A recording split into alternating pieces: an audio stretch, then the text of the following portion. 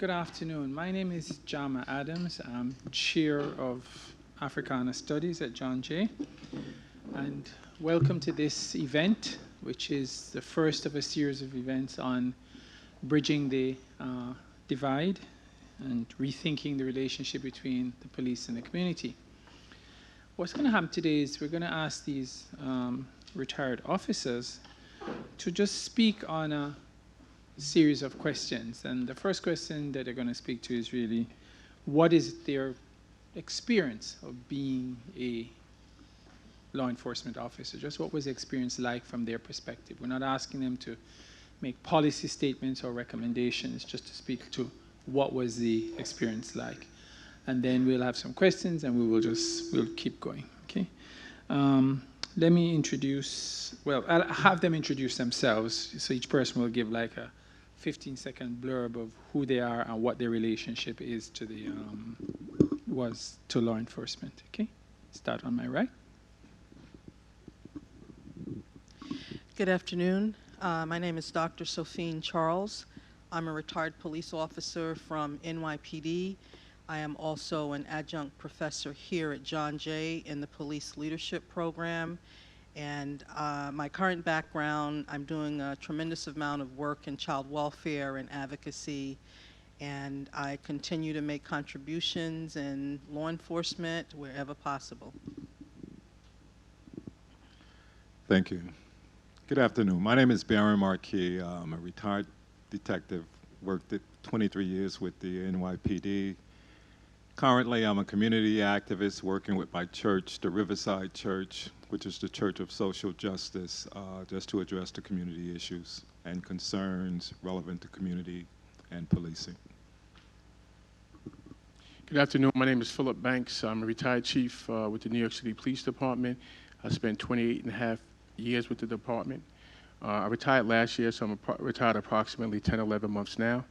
And going forward, I'm looking to introduce a concept, relation-based policing, and seeing how we could make the necessary changes into the culture of policing and subsequently and hopefully criminal justice reform.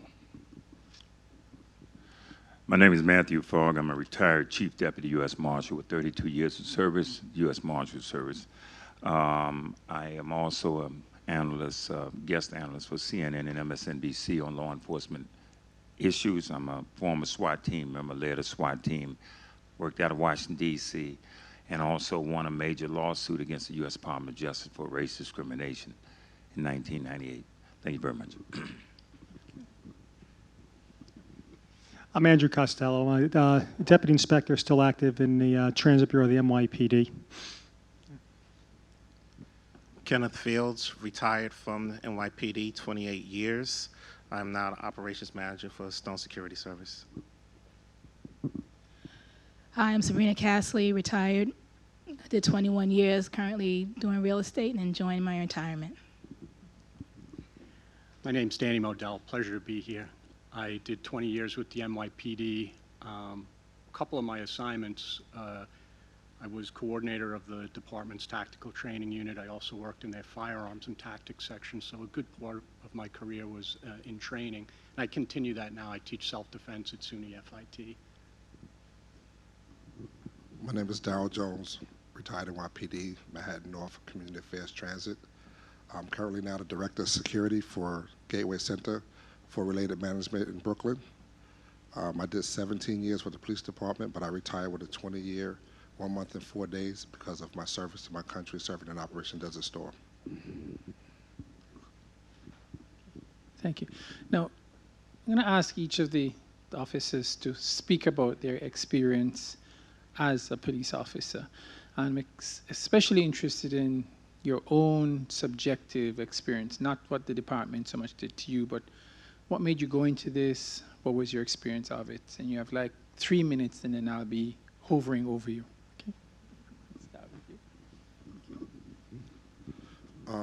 My experiences with the NYPD, for me, was great. You know, growing up in Brooklyn and leaving Brooklyn, graduating high school, going directly into the military, I found a lot of things that I wanted to do but wasn't sure how to do them. So after returning home from Desert Storm and leaving the military, I didn't know what to do. I just knew I wanted to help people. I didn't know how and what capacity. I didn't know what job to find. And I applied for the job, and once I got in, I saw an array of things that I could do. The possibilities were endless, and the only limits was the ones that I would set on myself. And I enjoyed my career with the NYPD. I had a wonderful career. I did 17 years. I left with a 20-year pension. And I could say, you know, no disciplinary actions in 20 years. You know, working in Harlem, I worked in various units. I wrote the entrance exam from 2003 to 2004. I probably psyched every cop on the job from 2003 to 2006. I was a union delegate for 10 years where I represented 225 cops in all types of disciplinary actions. So I sat in on and adjudicated, or helped to adjudicate with the executive officer, so I was a liaison. So it was a tough position, being a police officer and doing that delicate dance, you know, with the community, the police, and also being a liaison for the department and trying to, you know, support these guys with their rights. So it fell right into what I wanted to do, which was help people, you know, whether it was cop or civilian. So for me, the job was very fulfilling. For me, it was great.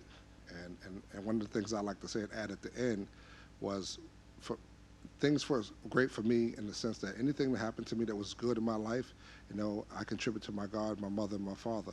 All the things that went wrong, you know, I put that on me because they never gave me bad advice. You know, they said, go to school, get good grades, save your money, buy a home. They never gave me bad advice. So I had to take responsibility for the things that I didn't do or the things that I did do in life. It meant that I had to disassociate myself from a lot of my friends or so-called friends.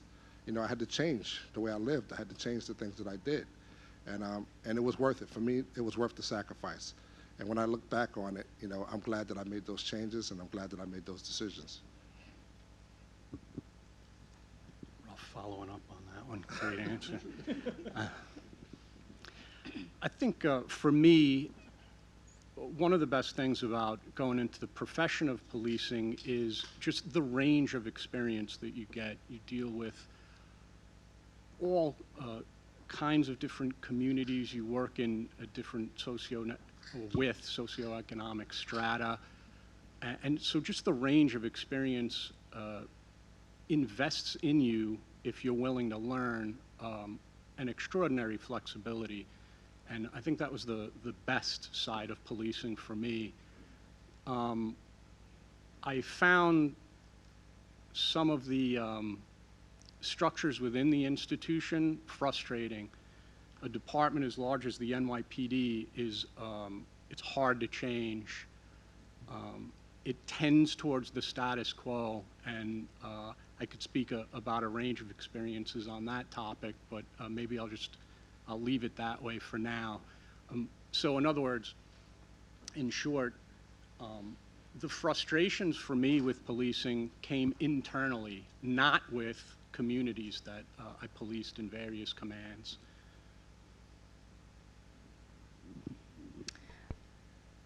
My time on the job, I was assigned to the Bronx Task Force in the beginning, and they put me in the juvenile unit. My captain said females work well with children. I didn't believe that. However, it was one of the better experiences I had at the time. My aunt was teaching, and she knew a lot about various programs to help children out educationally, and she was able to get a lot of children into scholarship programs for specialized high schools and colleges. And I took that information that she would give me, and when I was doing truancy, because I also had to handle juvenile warrants and send some kids back to, you know, juvenile detention areas, but I was able to also teach them and have them tell their parents about various programs. And what's really nice about it is when you run into these kids later and they say, I actually did that and I'm in college or I'm doing this now. So I did find that very rewarding. And also helping these children learn how to interact with police officers when they're being stopped or being questioned, you know, just helping them out, saying this is what you do, this is what you don't do, so there won't be any accidents, any problems, stuff like that. So I have found it very helpful in helping the children, because they're our future, to do better in life and to aspire to do more. That's what I use this job for, to help other people. In every training situation that I was in, I tried to impart any knowledge that I acquired. I also taught in the police academy. I used to tell the recruits about various programs that are out there for them, tell them if you didn't go to college, that we actually do have scholarship programs in there that you can apply for to go to school. Some of them maybe not paid. However, you can use the time they give you. Some programs they had allowed you to take days off to study, to do this, that, and the other. And like you've heard before, the job, it really is what you make it. And there are so many different units on the job, I should say, that you can aspire to get into. And it just really helps. I found it to be liberating and freeing to help other people. Thank you. Well, I've never really wanted to be a cop. I was working in the library at the time, and my father made me take all the city service exams. And when this one came up, they called me, and I was like, library police, let's see, $14,000 a year, starting at $28,000 a year. Easy choice, leave the library. And I wasn't planning on staying. I was actually waiting for the fire department test to come up, and rather I passed that test, I was waiting for them to call, which they never did. And at one point when I was ready to leave and start working for UPS, I had 3 people pull me to the side, Thomasina Robinson, Eddie Nell, and Kay Barron. They worked in community affairs in the 4-7 precinct. And they said, you're gonna do good things. We're gonna take you under our wing, and we're gonna show you the proper way on how to do things. Because not everyone always shows you how the proper way. Some people are out for self, yes, and even in the police department, they're just out for self sometimes. And not everyone teaches the next generation, the next person. And they went on to teach me great things. And from there, I was a school cop there in Evander Childs for a while. I did street narcotics, undercover work. I worked out of the Bronx headquarters as the community affairs officer there, the youth coordinator there, the gang coordinator, school safety coordinator, all of those first, even before school safety merged with the police department. When they were looking for someone to show them what to do, I was the only one in the city that was working with school safety. I had to train all the captains throughout the city. And that's a tough audience when you're just a white shield police officer trying to tell captains, well, this is what I've been doing for the last couple of years. I went on from there to I went into my last 10 years, IAB, which was probably the best move I ever made. I received tons of, IAB, Internal Affairs Bureau. We investigate cops. We're the police. We police the bad police. We take in all of the complaints that people may have, and sometimes, I'm sure if you've seen on TV, nobody likes IAB. And they keep trying to tell cops, well, 70% of the complaints that we get is from the guy standing right next to you in roll call, not from the people in the community. It's from other cops. Literally 70% of the complaints we get. And that's how they come through. A lot of people, they're like, really? Like, oh yeah, really. Cops complain about cops. They don't like bad cops either. And everything. They do call IAB and tell on them all the time. But the training that I received there, the fights that I got into with other bosses because they were trying to say screw cops, and it's like, well, the guy did nothing wrong. But sometimes they're just out to make a name for themselves. It was a good experience. I met a lot of great people when I first went there. I didn't really want to go, but my old partner was there. She was like, Kenny, I work here. I'm like, yeah, but IAB, really? And I went down and I seen so many people that I used to work with before that I knew were great people, and they were all working there, and they all encouraged me to go. And I went, and it did a lot for my career. Trying to think far back, I'm still working here. I started this job because I wanted to help people, and I went in and started out in the South Bronx. It was been quite a long ride from there to the Bronx Task Force where I met Sabrina. Okay, and I moved on. But my overall experience has been very good with the agency. Well, there was a lot of frustrations. Policies that are poorly conceived, policies that are developed in politics that are not grounded in science, policies that really are reactionary. That's one of the more frustrating parts of my career in the agency. But overall, it's been very good. I've worked in the Detective Bureau. I've created whole programs to document cases. We have helped a lot of people in their lives, and as well as some of their people with the deaths of their relatives. It's been a long and rewarding career, but I cannot complain. It's been treating me very well. No. Again, my name is Matthew Fogg. I'm a 32-year veteran U.S. Marshal Chief. My career, I think, started because when I was a young kid, I grew up in Washington, D.C. I came up in the civil rights movement. I had a chance to see Dr. King come to Washington, D.C. I had a chance to see the dogs and all of the things that was happening during the civil rights movement. I think a particular thing impacted me, making me join law enforcement was when I was a kid, I couldn't get into Washington Boys Club because for whites only, I didn't understand it. Me and the white kids, we played together, me and my brothers and us, we went up to the door, they'd stop the black kids and let the white kids go on in. One day I went home to my mom and I said, Mom, what is that all about? And she's trying to explain to me. I'm about 9 years old, and she's like, and at the time, then all of a sudden tears rolled down her face as she's trying to explain. She said, don't you ever let nobody tell you you're not as good as any other kid. I think from that experience, and then not still really understand, but then going away to college. Then before I got to college, I got locked up as a youth, as a witness to a crime. I watched what an I was inside the store. Some boys robbed this little boy. You know, just a little fist fight. Took his money. Officer said, who knew me, who worked at that police station as a summer youth employee the year before, he said, Fogg, just call the cops, let them take a story. They came out, they took a report. About 2 months later, they got the report mixed up downtown and got our names as a suspect. Me and one other guy was a witness. They came to our house, locked us up for robbery. I'll never, ever forget it because it had a major impact on my life. Came into the house, shotguns and everything outside, everything that I'm going to be doing in the future. Carried us out of the house, didn't know what was going on. Got down to the station, it was a white detective. Finally, when he realized he made a mistake, he goes away, he comes back, he tells me, he said, look, he says he still wanted me to say I did it. And I was totally blown away. And after that incident, what he ended up doing, he put me in jail. I had to go into jail until, that was a Saturday morning, stay in jail till Monday when I got out. That experience of being in that jail cell, everything I lived through, when I got on that Marshal service later on in life, got that record cleared up. When I got on the Marshal service, I think that's what drove me towards law enforcement because I wanted to make a change. I wanted to see a difference. And when I got on the Marshal service, it's a great job. I did all kinds of dragnet operations. I worked with New York City, Miami, Seattle, Washington, and overseas. Did a lot of law enforcement operations. I worked fugitives. I tracked people from all parts of this country. But I saw a lot of inner makings of law enforcement. And as this officer just said about the inside, when you start to see how it operates on the inside, you see the improprieties and what's going on. You begin to realize I was born on this job to serve and protect the people. So I spoke out against him when I did. All guns turned to bear on me.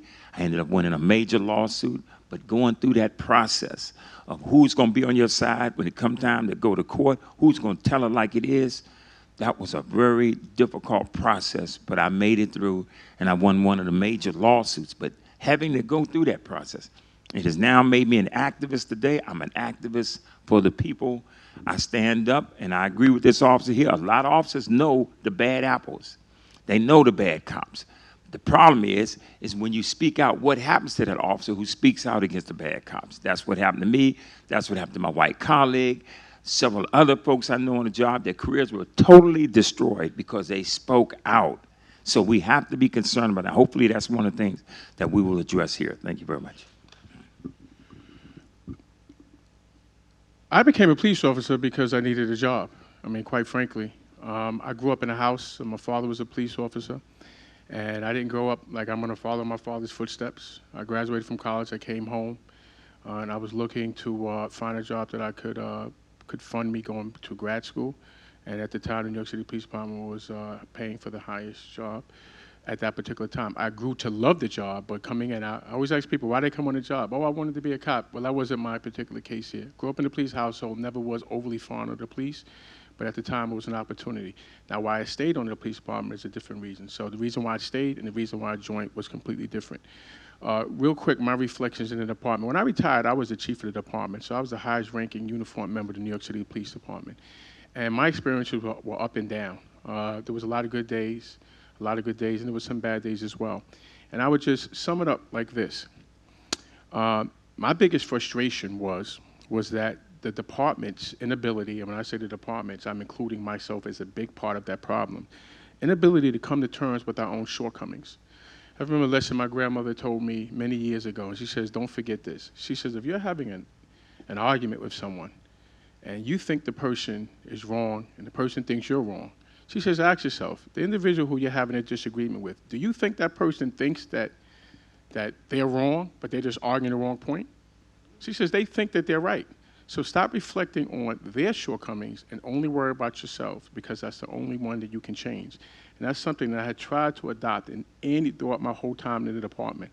Whether I was having discussions with the police commissioners or my superior officers at the time, or with the various community groups, they had a position that might have been different from mine. Does it make my position right? Does it make their position wrong? I tried to focus on where my shortcomings were.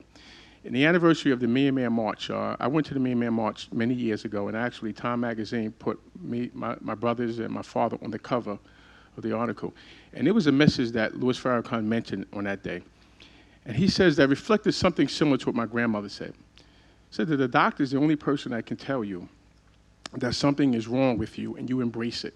You go to the doctor, they say you have high blood pressure. You embrace it, you thank the doctor, and you actually pay the doctor. But if someone else tells you that there's a problem, you automatically go into a defense mechanism, and then you launch an offensive before you even take into hold what the person is saying. So in this criminal justice reform that we've been hearing about for so many years, and hopefully at some particular point we'll have some change, my question to everyone involved is this, is that take criticism how it's intended to be. Don't reflect on how the person who's offering the criticism is giving it to you. Just take it and say, could there be some validity to it? And can I make adjustments on my side? And once two sides of any equation start to look at themselves deeply in the mirror and say, I'm going to work on my shortcomings first, and then I can start working on worrying about somebody else's shortcomings, then and only then do I think we'll be able to effectuate some positive change. I'm hopeful that that will happen. Thank you. Like Phil, when I came into the police department, I was kind of tested. I was a Vietnam vet.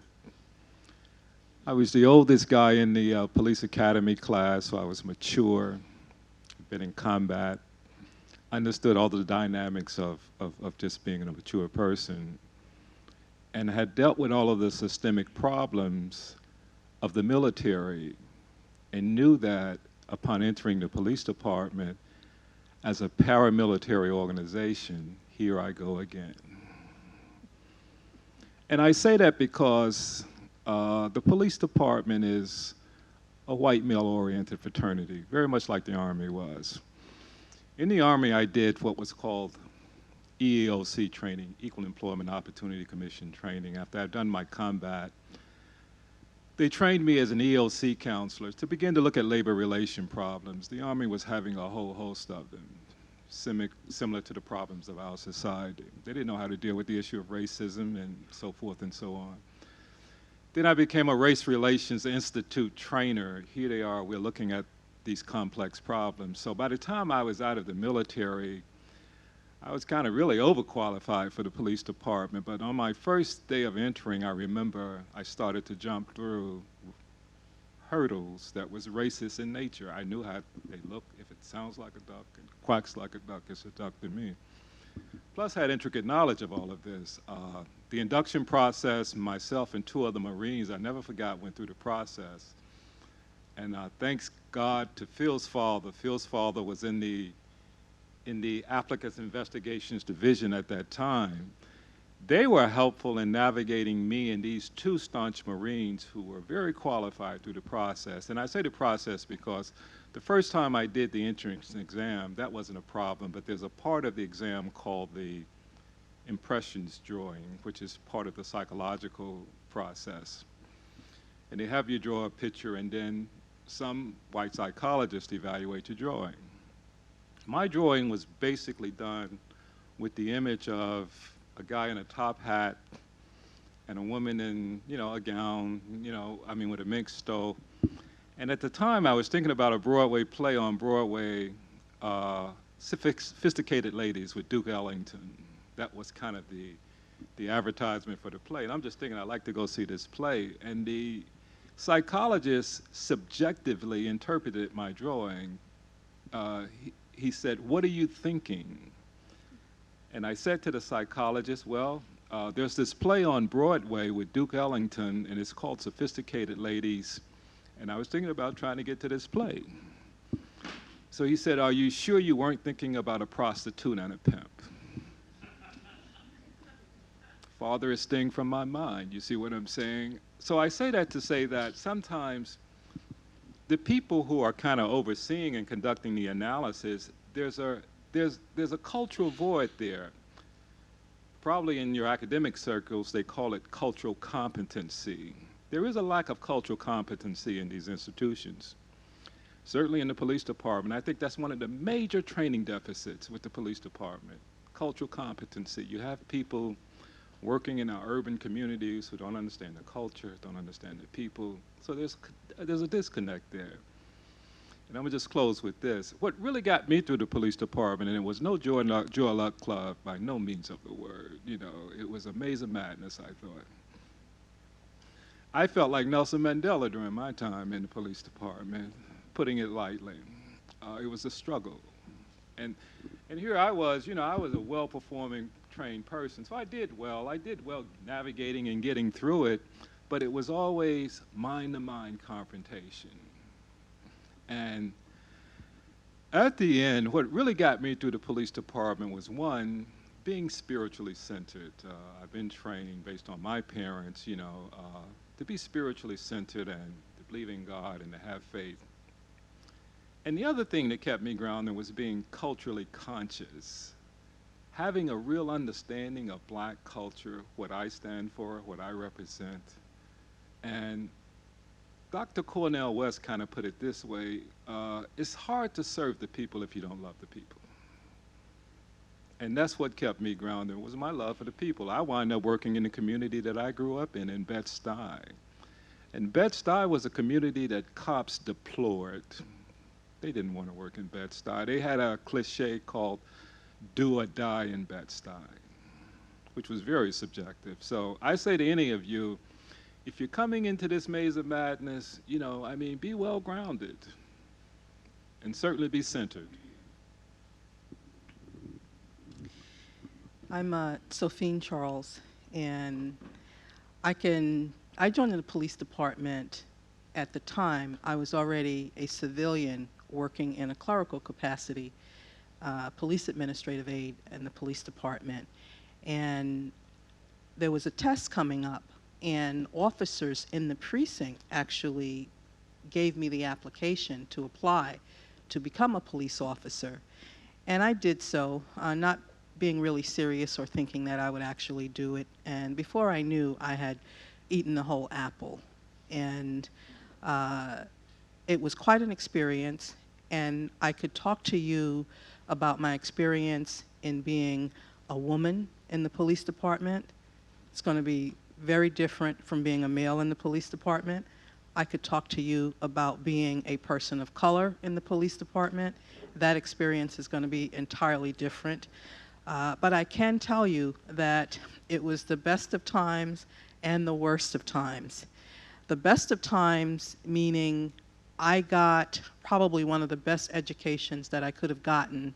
I call NYPD one of the best universities on the planet from the perspective of being exposed to society in such a raw, naked and raw way, being exposed to the various communities, being exposed to the politics of policing, and also having access to the political circles based on a position at being a police officer. I also spent an incredible amount of time in the training unit and got to really make a contribution to community policing early on when this department, under the administration of former Police Commissioner Ben Ward, was introducing the concept of community policing. I wrote a number of the training manuals, and I worked in various capacities in that training environment. And that was a really good experience for me. But I must also say, as I was leaving the department, I left with flames on my heels. I left because when I complained about racial discrimination and being treated differently, then there was a response. You know, I had an impeccable disciplinary record until I complained about racism, until I complained about having challenges around that. And then I became a target, and I landed back on patrol with extra supervision.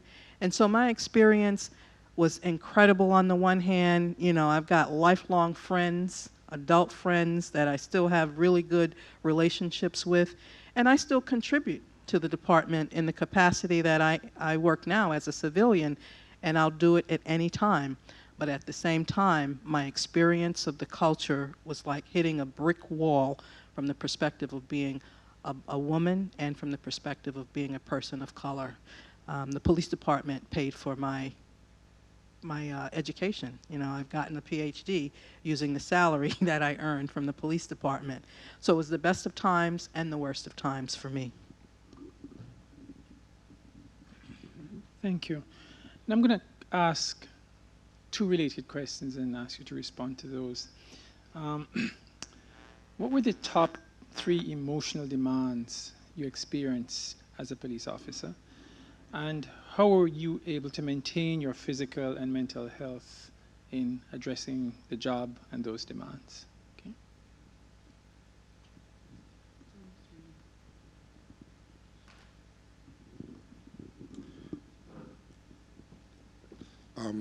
I'll answer. My emotional demands were just sometimes you're forced to do things that you just don't necessarily agree with. But whatever it is, it's policy, whether it's the law, you have to do it. So it definitely has an emotional impact on you, whether it be from locking up a minor. I was a youth officer for a long time. I was a truancy officer. I had to do home visits. So a lot of times you're put in circumstances in which you don't necessarily agree with, but you have to do it, you know, whether it be locking up a pregnant lady, whether it be locking up the lady coming home from church. You know, we don't get to decide when we want to enforce the law, whether it's from littering and dropping paper or whether it's from, you know, another minor violation or it's a major felony. We don't get to pick and choose that, unfortunately. You know, there's some things you do have discretion for, and there's some things that you absolutely do not have discretion. But for the emotional impact, the emotional challenge that I faced is those circumstances, you know, and you can be put into those circumstances on any given Tuesday, you know, and that makes it extremely hard. That makes it extremely hard. It could be a family member, it could be a friend, it could be somebody that you've known for your whole life. Unfortunately, like I said, we don't get to pick and choose when you get to make that decision. And if you decide to pick and choose, you're on the road to becoming a bad cop. You know, so it's a very difficult task. You know, that's the hardest emotional impact. The strengths and weaknesses, you come in not knowing anything, you know, and then you learn something, and then when you realize what you learned, you realize you still don't know that much. So it's still with experience. You know, this is a job that you have to have experience to learn the checks and balances of it all. Prior to this, I was sitting here talking to Danny Modell, and we just had this conversation where I said, you know, you take a job where you have someone who goes into the police academy for 6 months. He knows nothing going in there, and even whatever he knows, he can't utilize because they want you to learn it their way and follow their policies. So you're starting from scratch or a blank sheet of paper when you walk in there. I had liberated Kuwait, part of the first unit that went in there. I thought I knew everything about enforcement, and I knew everything about liberating countries. I came here, I still had to start from scratch. I had the same blank sheet of paper everybody else started with. So when you have to learn that in 6 months and then you have to carry it out onto the street and you have to make life-changing decisions, and sometimes you can't make those decisions, and you're trying to make a decision that everyone in every walk of life has already, for the most part, failed at, you know. I got children that went through school. My son was 2 years at Penn State, now he's finishing up at Stony Brook, but my son was evaluated every year throughout his school career. Somebody gets arrested, they evaluate every time they get arrested. The doctors evaluate them, your family evaluates you, your friends evaluate you, and that guy is still deemed socially fit for society.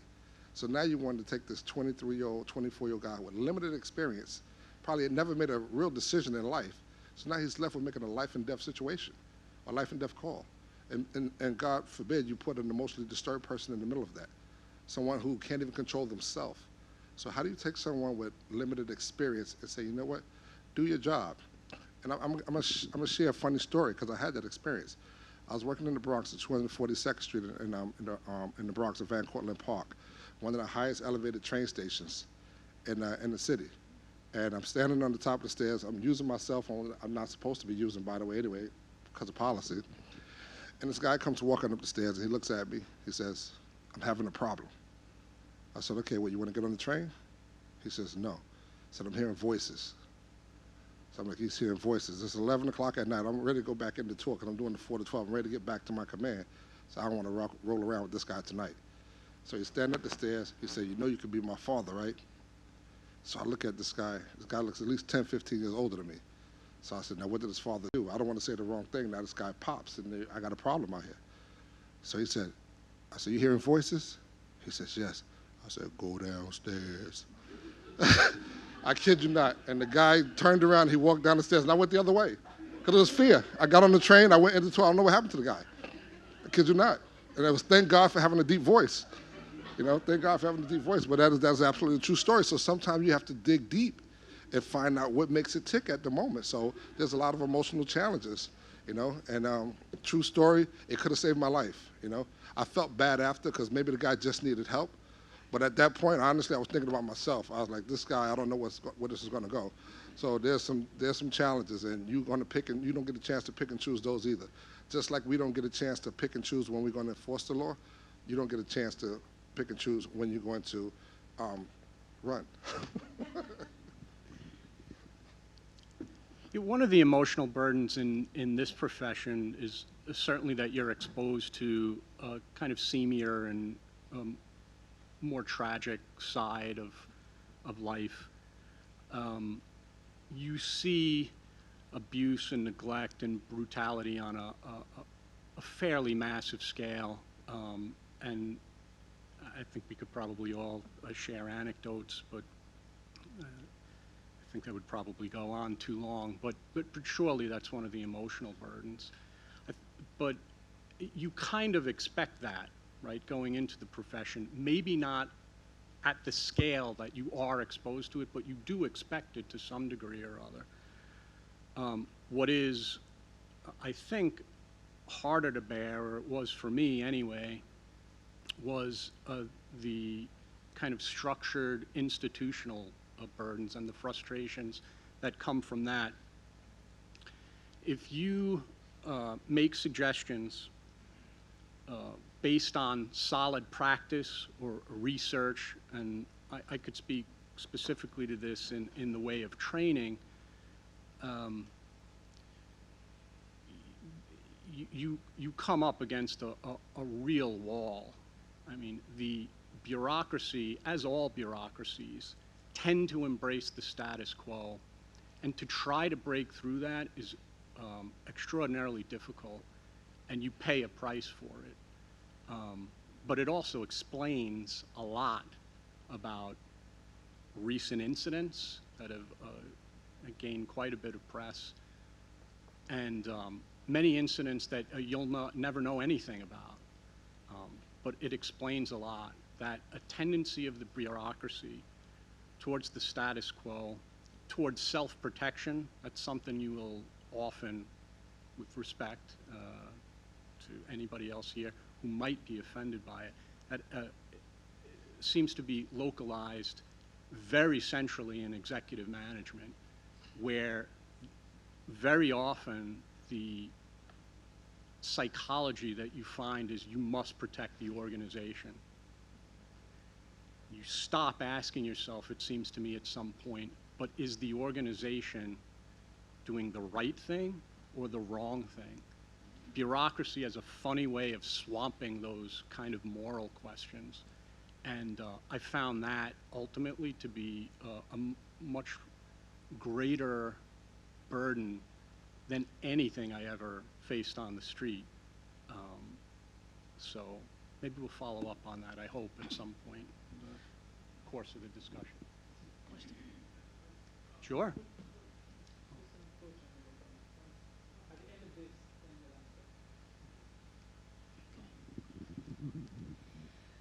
3 weeks after being on the job, my first emotional time came when I had to interview a 5-year-old who was supposedly raped. And you know that things happen to children. You don't want it to be physical. You don't want anything emotional to be. And my boss looks at me and he goes, you're a female, you talk to her. I'm like, I've only been on this job 3 weeks. You've been on the job 20-something years. I think you should talk to her. Now I have to say to myself, with 3 weeks on the job, how do you talk to a 5-year-old about possibly having been raped? Took me a few, but I ended up saying, oh, wow, she has dolls. Can you show me with the doll what was done? Fortunately, after that, we figured out she wasn't raped. It was a 10-year-old boy from upstairs who was playing with her brother. He did touch her, though. So, I mean, not that it's any better, but at least there was no penetration. So her family was happy about that. But that's emotional. It's stressful. I was like, oh my God, this is a 5-year-old. I have younger cousins I have in my family that they're 5. Would I want that to happen to them? No, you don't. Also, removing a child from the home, especially when it's for silly reasons. Sometimes, yes, are those kids being beaten? Yes, they are. Should you remove them? Yes. But when one kid actually gets up in the middle of the night because he wants to go play with his friends, and then he's found outside, and they come back and no one even knew he left, then you have to take all the kids out. That's stressful. Or you're laying in bed. I actually tore my ACL. So I'm stuck home in the bed, and that's the anterior cruciate ligament in your knee. I had a cop call me. I put my dress uniform on the bed, and I'm gonna go for a drive. I was like, that sounds like suicide to me. I ended up, this is 1 o'clock in the morning. I said, you know what? I've been dying for a snack. And no one can come and bring me ice cream. And my favorite ice cream is vanilla Swiss almond by Haagen-Dazs. Before you go for that drive, would you bring me some? And after that, it still took another hour. But he actually did come over. And in that time, I'm calling everybody, you gotta get here. He comes over with the ice cream. We sit, we talk, we eat. I go back in my room, he lays on the couch, I wake up, he's gone. I'm having fits. Because the job gets to you because it's time consuming. Sometimes you're stuck with overtime that you maybe didn't want, and it puts stress on your family. This is a married man with 2 prior divorces, 4 children, and neither wife is allowing him to see the kids. And then one even called and said that he's having psychological problems, threatening her with a gun. He hadn't done that, but this is her way of getting back. Put a lot of stress on him, which in turn, can you imagine being laid up with a brace on your leg and you can't go to that person to offer them assistance? That's stressful. I'm sure a few of us here have known police officers who have committed suicide. I've known 5. And it takes a toll, it does take a toll on you. Those are my stressful times.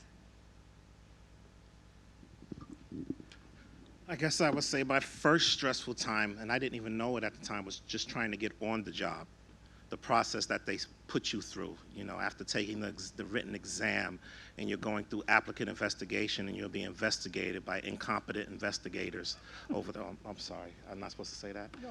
By, yes, you know, yes, and it took me 5 years just dealing with my investigator, and if it wasn't for a night at my friend's grandmother's house playing poker, and the guy sitting across from me was a sergeant at the application unit, and my best friend's father was a detective in the 4-2 Community Affairs, and he asked me that night, what's going on with the job? I know you took the test.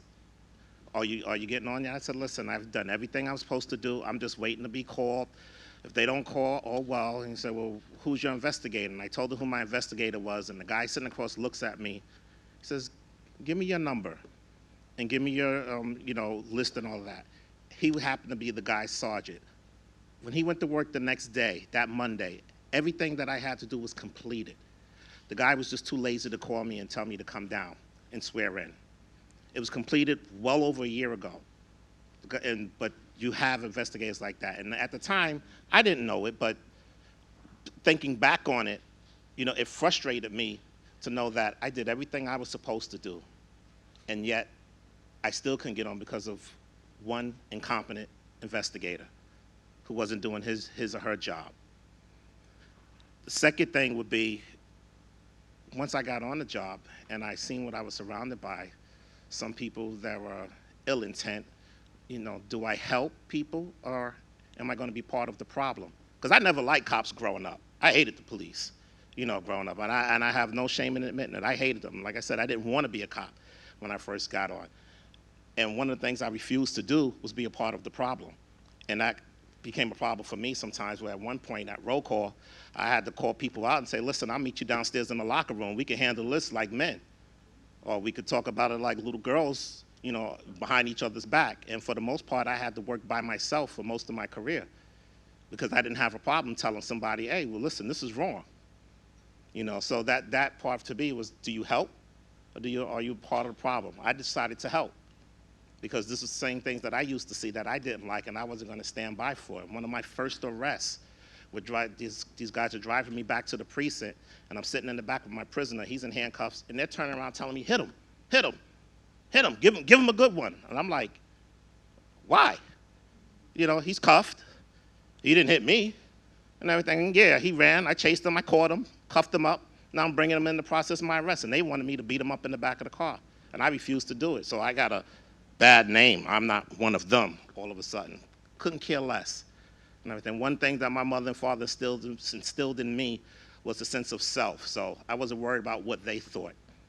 And then the other thing would be, you know, am I, you know, as I went on in the police department, am I a cop, or am I a human being, or am I a black human being? You know, working in a community where I grew up in. You know, the school post that I had when I was in the 4-7 precinct, Evander Childs, I went to that high school. You know, when they said there was an opening for it, I gladly took it. Everybody thought I was crazy. I was like, I'm good. And I went there and I was fine. Never had a problem. Never had a problem. Oh yeah, there were problems in the school, but me personally, I never had one being in there by myself at all. And I guess the mental part, I never came home with the stress, because I learned early on, leave the work in the locker. Go home. I had a family, you know, my brothers, my sisters, and my friends. My friends always kept me grounded. I have the same friends today that I had when I was in 1st, 2nd, and 3rd grade. To this very day, I have the same friends. They've always been my friends. I've made a lot of friends that are police officers and everything, and we've always kept in touch, and we're great friends. But my friends that I grew up with, those are the guys and girls that keep me grounded. They've always kept me grounded, and they've always been my friends. They could tell me to my face if I'm doing something right or wrong, and I have to take it, because they know me best. And that always kept my stress level at a minimum. Okay, just going on, just have fond memories of psychological. It's actually a very easy exam. It's the same 30 questions rephrased 40 times, if anybody's ever taken it. I'm not exaggerating. Is that about right? Okay. But on the other part, speaking of the drawing, I drew a picture of an apartment building and highlighted windows on the 2nd floor. And I was brought in by the psychologist to say, what's my problem? Because the typical design, what they're looking for, they're actually looking for like a house with a chimney and a front door. I said, well, I live in an apartment building, and I live on the 2nd floor. What's wrong with this? And I went on for like 30 minutes to 45 minutes. Yeah, really crazy, right? Yeah. All right, so top 3 emotions, it's pretty much joy, anger, and frustration. Now, it's not as much anger and frustration. There's a lot of joy, a lot of very good joyous events. Anger is some of the limitations in the policies, as you already mentioned before. Frustration is a lot of times you can't get a full follow-through. At a certain point, you have to hand over things to other agencies, and a lot of times you see a lack of continuity from the follow-up. Whether it could be the prosecutors, the courts, it could be social agencies, and it gets a little painful, you know. So I think I'll be good.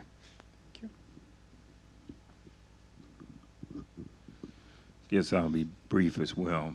The top 3 areas that I would say emotionally, and there are many more, but I just tried to come up with 3. One was the targeting of black areas and drug areas. I remember most of our drug and gun and addiction task forces were always targeting the black areas, heavily minority areas. And one day I raised the issue to one of my supervisory special agents in charge, because they had cross-designated me to be a DEA agent as well.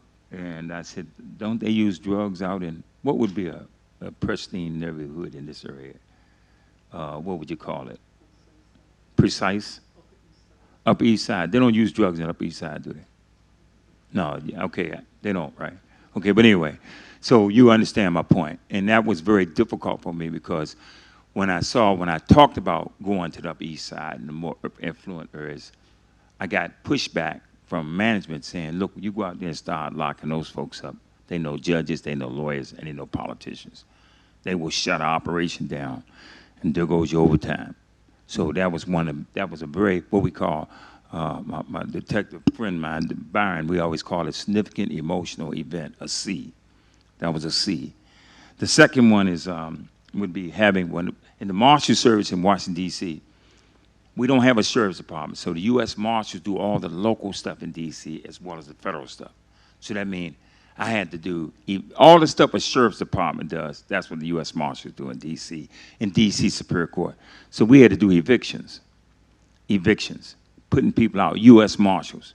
So I'll never get it because we was doing this one eviction. It was an elderly lady, and she's sitting there, nice, clean house, everything, elderly black woman. We went to her house, and we had to tell her she had to leave, but she was sitting there eating a bowl of Cheerios. I'll never get that. And she just got up all calmly, and she just said, okay, and she just walked over to the closet, put her coat on, and all the stuff is in there, everything is neat. She just walked out there. I said, ma'am, I'm calling, I'm running out. I said, ma'am, stop. I said, where you going? She said, no, I'm okay. She just do what you gotta do. And I'm like trying to tell her, because I'm looking at this lady like she could be my mother or somebody. And I'm saying, ma'am, there's ways we can handle this. And you know, you get this crew outside, about 10, 15 people, and they waiting to come in. And they'll clean the White House out in an hour. Trust me, I mean, that's how fast they move. And so, but we had little ways we could stop it, but I couldn't stop this lady. She just walked away. That just really bothered me. It really did, because I realized that here's somebody that just nobody was there to help her. So that just had emotion. And then I would say the other one was blowing the whistle on racism within the rank and file. As we said, Dr. Sophie just was talking about what she went through. I'm sure a lot of officers, everybody knows when you behind that blue wall of silence, and try being behind the federal blue wall of silence, okay? I mean, a lot of these guys are local NYPD. I was behind the federal blue wall. That means FBI, U.S. Marshal, Secret Service, everybody across the board. And y'all might be hearing about now, Secret Service has a class action going. Well, when you blowing that whistle behind that wall, you got all guns to bear. Because I had so many people who were prime time, good agents, and people coming to me saying, Fogg, don't say anything. You know what happens if you open your mouth, your career will take a dive. You know what I mean? I mean, when you got people on the inside, people, family, everybody, nobody wanted to see me because I was considered one of those most likely to succeed. They said, Fogg, you got the height, you got the looks, so you even got the voice, step away from the vehicle. Said, don't challenge that, man. So then you got all of that going on, and you got these people telling you that, and I decided to go forward anyway. That was a C, significant emotional event. Now, what I do to fix it? I worked out. To this day, I swim 80 laps a day. You know, I'd work out. I always kept working out, kept my mind, kept spiritually connected with God. Because I always said, Lord, you the one. Ain't enough guns. I can't wear enough guns. I used to tell my guys that. You can't put on enough guns. Sometime when something shows up, you got to have that innate, that inability to know and sense when to make a move and when not to make a move. So I think it was the spiritual part, the working out, and getting with other whistleblowers around the country, other law enforcement agents, people that talk about it, all of us coming together, forming organizations, joining blacks in government and other organizations in the country that are trying to make a difference. I think all that kept me grounded.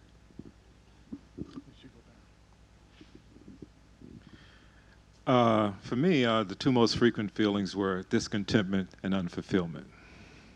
And I say that because I never experienced a lot of the sense of pride that people talks about. For me, it was a sense of subtle shame. I relate to what Daniel Modell is saying. I mean, structurally, the institution has not dealt with the internal problems, so there was always internal conflicts. But I did well. You know, I got through it, unblemished record, certainly untouched, unscathed. Somewhat traumatized. You know, it's almost like the Vietnam vet. You have a little post-traumatic stress disorder when you get past all of this, but that's normal, you know. I would say that there was some emotional challenges, some psychological challenges and stresses that related to just working around the clock in the beginning. You know, I joined the department when every week we had to work a different shift. So there was the 8 to 4, the 4 to 12, and then the midnight.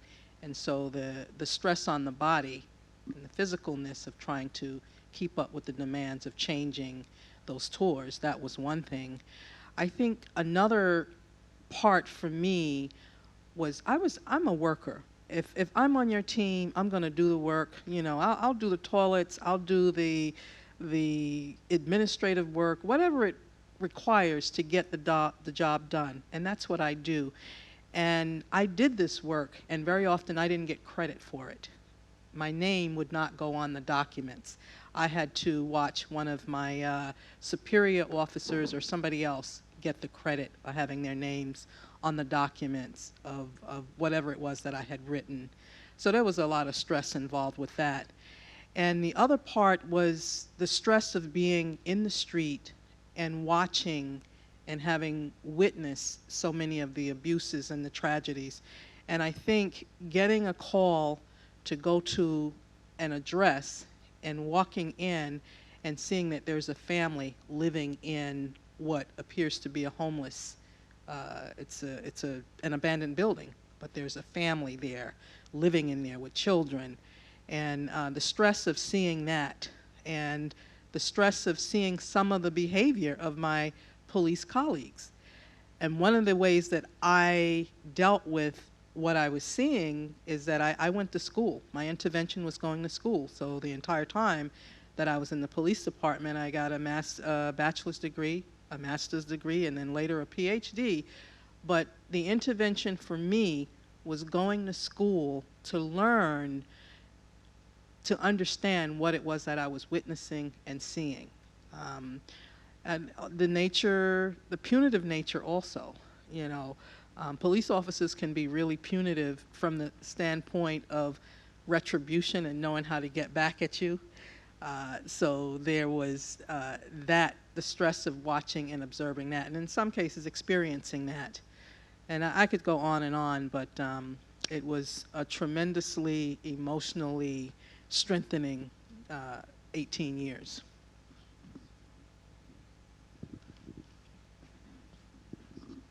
Okay, we'll take questions now. There's a microphone there. Can you use the microphone, please? Excuse my appearance. Please say your name.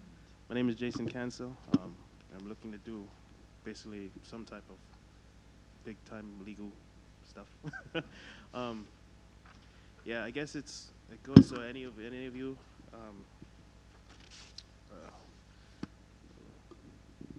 Seeing as though like the business model, most police departments follow a strict business model, do you think like there are any ideal different ways it could be ran rather than the strictly business model? If you understand what I mean. You said Sure. What business model do you think the police department follows? I would say the opposite. I find that they try to, like, sort of like a business, strictly business. It's for profit, and we're trying to make, not as much trying to make money, but more of we're trying to get things done. But by doing that, they're strictly going for the goal rather than, you know, getting to it. You get it? I think I understand what you're getting at, but if it ran in certain ways more like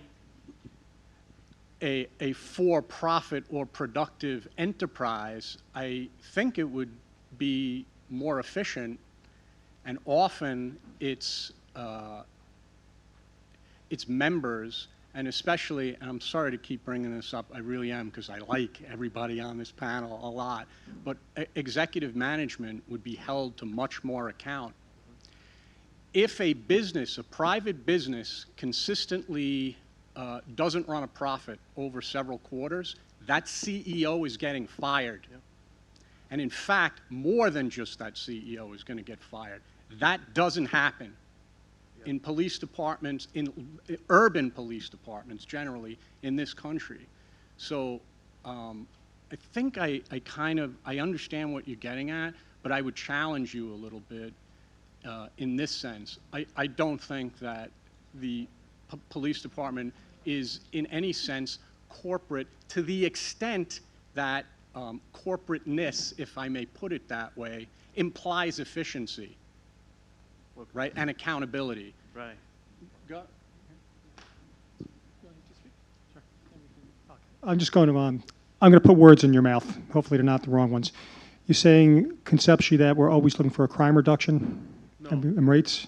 No, it's, you're more looking to get something done, whether it be whatever goal it is you guys are looking for, like to reduce crime or to get something done, lower crime rates, or like put more vehicles out or something, like rather than getting to that point to do it, you know, rather than seeing what, you know, everybody else thinks about it and seeing if it's Okay, so we're more concerned about output than outcome. you're more inclusive. You're more of what do we think works rather than what do we think everybody thinks works.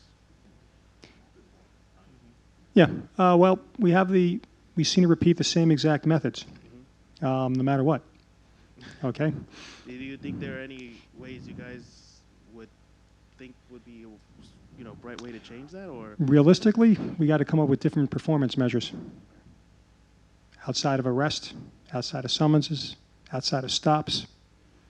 You know, can we get a better way of measuring fear or public satisfaction? We don't really have that. I mean, there's a couple of public satisfaction surveys are done once in a while. That not everybody goes into. Right? But you don't really know that. Right. When we do them, it's people who actually came to us.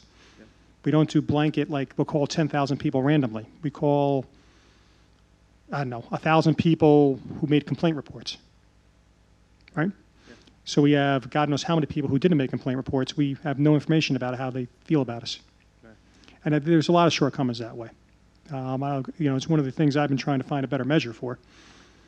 And I don't know if the agency's ready to go for the resources to put it in there. But it's not broad enough.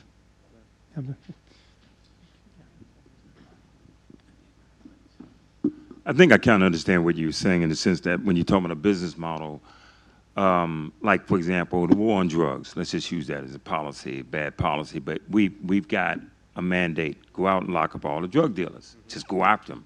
So our goal is, how many drug dealers did you lock up today? And if you're locking up a bunch of drug dealers, you're doing what we're supposed to be doing.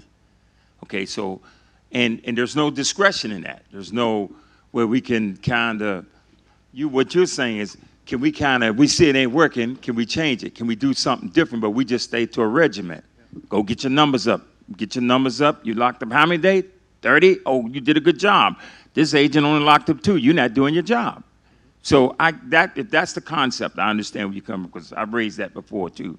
And how do we get discretion when we sit looking out on the street? Then on top of that, if our regiment says, like I said earlier, don't go over into this area, just stay over here. Everybody's doing it like that. Everybody's following. Now we're getting our numbers up. Every time we do dragnets, we do our big major press releases. Oh, we took so many guns off the street. We locked up so many drug dealers. Our prisons are growing. We're building more prisons. We're putting more people in prison. Got 2.3 million people in prison today. This thing is a well-oiled machine. We're rolling with it. But it's not working. The end result is we haven't stopped any drugs from people from using drugs. More people are using drugs and got access to it today than ever before. So I understand that's the question you're asking, and we're running it like a business, but it's at the same time, how come we haven't changed this policy because we realize it's not working? Right. And I agree. And like you said, like most of you agree with the bureaucracy of it. Had a question? Sure. I thank you guys for having me. And let me just speak to that too. There is a profit and there's a premium side to policing. If you look at Michelle Alexander's recent book, The New Jim Crow, she talks about predatory policing. The Department of Justice did a study with Ferguson, confirmed study that found that the court system policing, everything from trafficking to summonses, were done on the back of that community for profit and premiums. If you conducted that study in any major urban police department, you would find the same parallels. So the model should be changed to a human relations model, and that's a wide stretch, I think.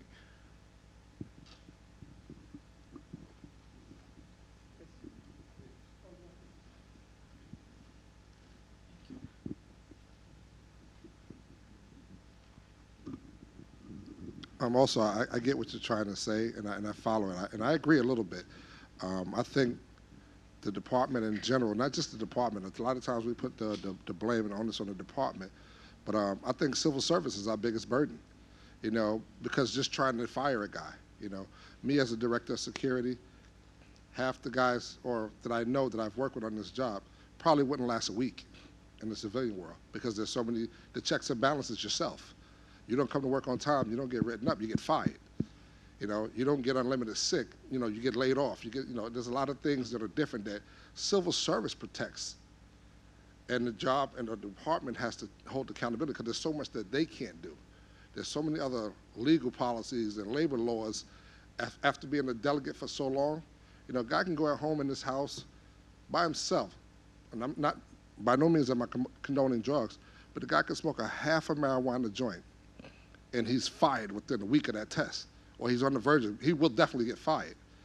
But he can have 25 civilian complaints, 10 civilian complaints, he can curse everybody out the street, and we keep the guy. This guy's at home, he hasn't bothered anybody. He's never laid a hand on nobody. And not that I'm condoning marijuana at all, but the guy was home by himself. Maybe he was depressed, whatever, and I'm not saying that he should keep the job, but look at the difference. You know, so civil service keeps you. You know, you coming to work late, you know what? You can call your job, I'm running late, make the roll call. You can't do that in the civilian world. Now, after me transitioning into the civilian world, and I'm holding these guys accountable, my guys don't show up, no call, no show, no call, no show once, that guy's terminated. He's terminated. You know, insubordination, you don't get written up, you don't get a CD, you're terminated. So I think civil service and the civil service practices also play a bigger burden on it. The guy's a bad cop, you know what, transfer him to another precinct. He's gonna be a bad cop over there. He's not a bad cop, he's just a bad guy who happens to be a cop. Nothing you're gonna do is gonna change that guy. Nothing's gonna change him. If he's a criminal, he's not a cop, he's not a crooked cop. He's a criminal that happened to become a cop. So like he said, you know, there's more cops that report crime, and that's what we do. We don't like it either. We don't like the bad guys as much as you do, or probably more. And so I think what you're trying to say is there something else that we could do differently? There's absolutely a lot that we could do differently. But again, like the agency that he works in, the unit he works in, we have to start with policing ourselves. And unfortunately, they have a lot of guidelines that can even restrict some of the things that they can do as well. Because they still, at the end of the day, they're following policies. Real quick follow-up, just quick.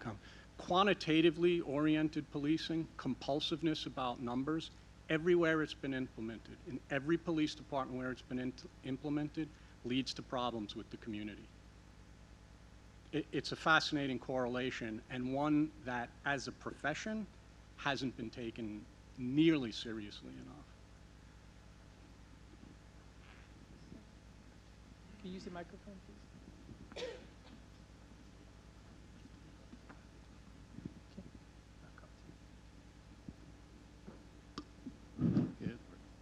Yeah, just to piggyback what you just started, how do you feel about the technology that's being used?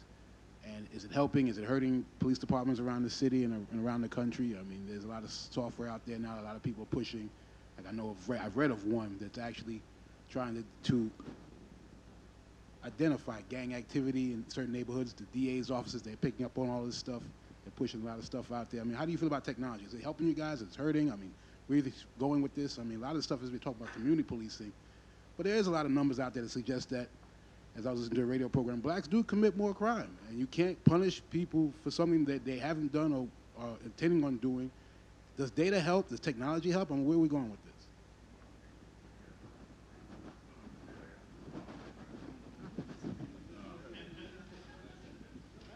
Okay.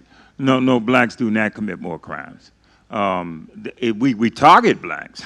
If I go and I target your neighborhood, like I said, the war on drugs, if I go over there and lock all black folks up, it's going to look like all the numbers read that you commit more crimes. I know we target. So what I'm saying to you is, hey, you go over the year, I'm sure, what's this? This is John Jay. I'm sure you could walk through here and find people smoking a joint. What I'm saying is, you know, it's just where we were going a lot of times to go after the drug dealers and go after, because that's where your most of your crime is when they start taking stats they talking about in drugs. When you start talking about serious crimes, and I'm sure, yeah, we do shoot them and, you know, carry guns and all that stuff in black neighborhoods. But again, this stuff is happening everywhere. But the bottom line is you have to understand is how we target it. Now, let me just say this. When you're talking about technology, hey, look, we talking about body cameras for police officers. That's good technology because that tells us, that gives us more of a visual now of what really went down. But as far as technology, I don't think you can ever get enough technology. I think technology is good when you start talking about if we could determine how many officers, for example, are shooting or brutalizing people, or we can determine how many people, gang warfare, anything that we can do to fight crime. If technology will help us, I think that's a good thing. The problem with technology, just like anything else, you can abuse it. You can figure out a way, if something was meant for good, you can figure out a way also to use it for something bad. I mean, it's like they split the atom, determining the energy for what we call the nuclear power, E equals MC squared, and they turned around and made a bomb out of it. It was designed to make energy. So technology is the same way. We come up with something good, it can be used for something bad.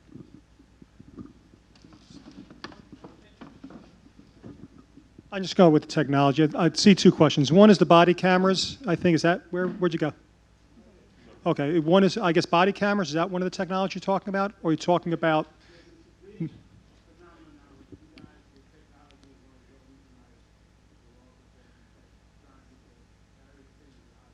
Okay, I think it's linking software.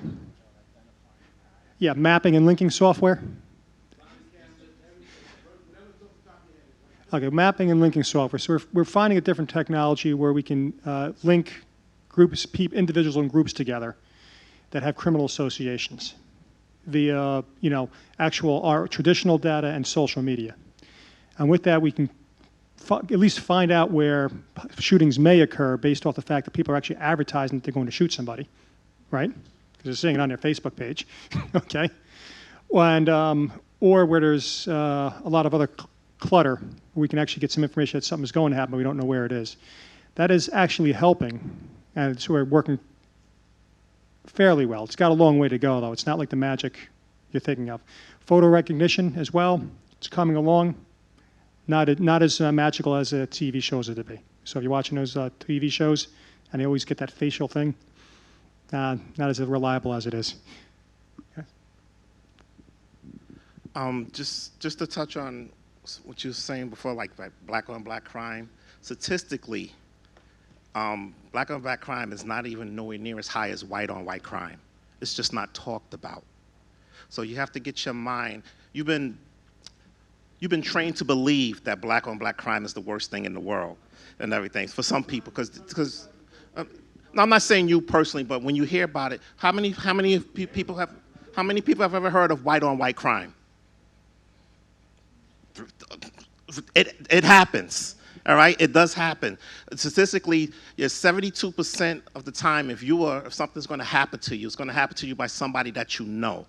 We generally run in the circles of people that we tend to be friends with. Most of the time, blacks with blacks, Hispanics with Hispanics, whites with whites, and then we have the some that's mixed in, all right? 85% of the time, you know, if you're murdered, it's by someone of your same race. You know, so don't think it's just black on black. There's all kinds, Spanish on Spanish, white on white, black on black. It's all out there. It's just certain crimes are just talked about and others are not. I'm going to just answer it real quick and then I'm going to let you have your question. When he talked about black on black crime and white on white crime, now I'm no criminal, but if I was going to be a criminal, chances are I'm going to probably rob, or I'm probably going to invoke some kind of crime on another African American. Why? Because I understand the way he thinks. I know what he's going to do. I know his whereabouts. I know how he walks. I know how he lives. So it's going to be easier for me to target that person. I'm not going to target the unknown. I don't know about the guy. I don't know what he has in his house. I know for the average family what's in their house.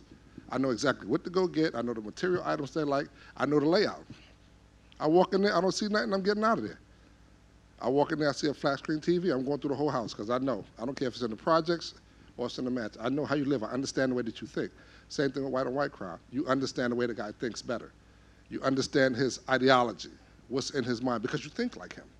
Nobody ever gives that a lot of credit, and it makes a huge difference. So obviously there's going to be more white on white crime. There's going to be black on black crime. It's definitely going to be ethnic generated in most cases. And as far as the technology, we can gather all the data we want. It's what you do with the data. If you're going to gather all the data, whether you use body cameras, use mapping, use tracking devices, whatever it is, if you're still bound by the same policies, the outcome is going to be the same.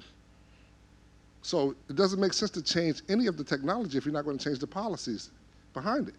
You know, crime is still a crime. Don't matter how I got the information, you still committed the crime. All I got to do is prove you did it. Whether I do it by crayon, or I do it by calculator, or I do it with a computer.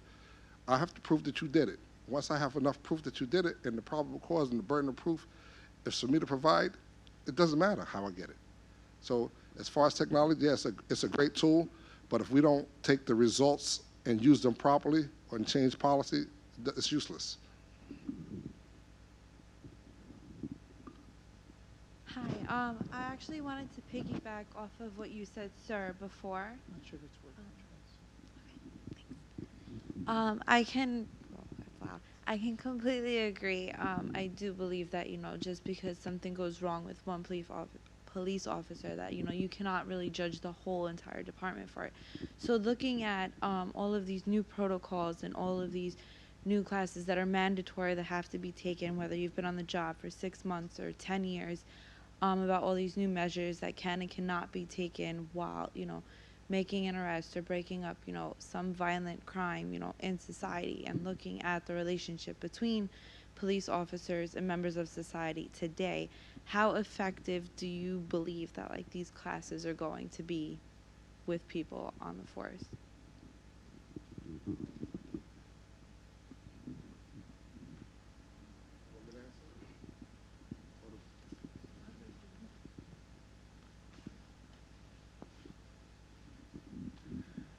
And you're quite right.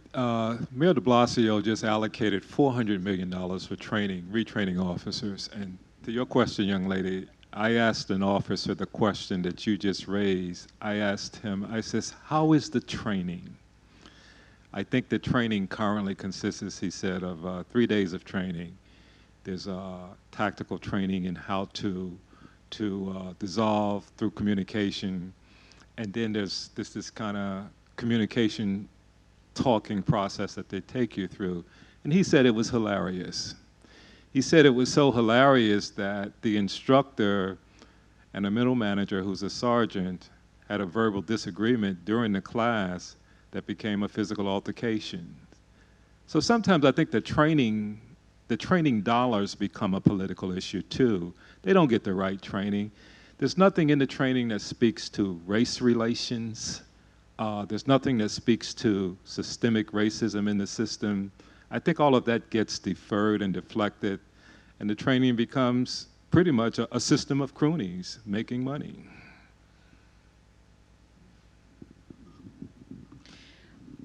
I haven't seen the specific curriculum or know the details of what's being offered. I've gotten some feedback from my students who are active duty members, and the feedback that I've gotten has not been favorable. Some have said that it's a waste of time. But the one thing that I can say is that any training that any police department in this country is delivering must have a race lens on it. And that the race lens, meaning certainly taking a historical look at how police officers have interacted with communities of color. And one of the foundations of policing in this country is connected to what was formerly known as slave patrols.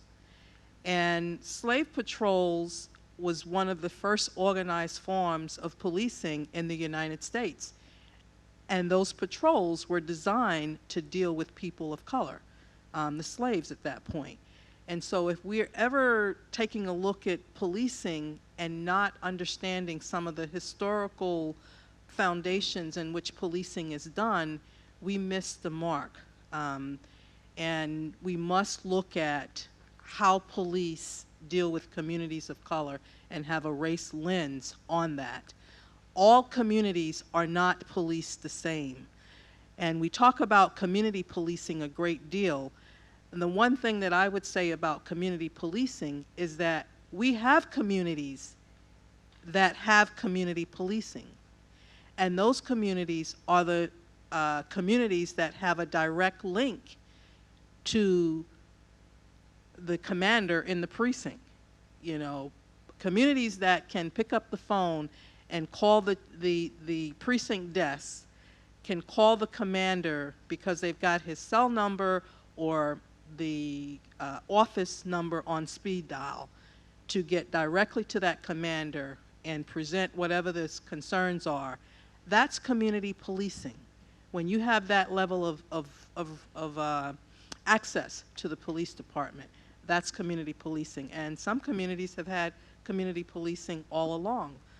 Communities of color have not had that level of access, and that is one form of community policing that really needs to take shape when we talk about community policing. Actually, and I probably won't need the mic. I just want to say this also about training.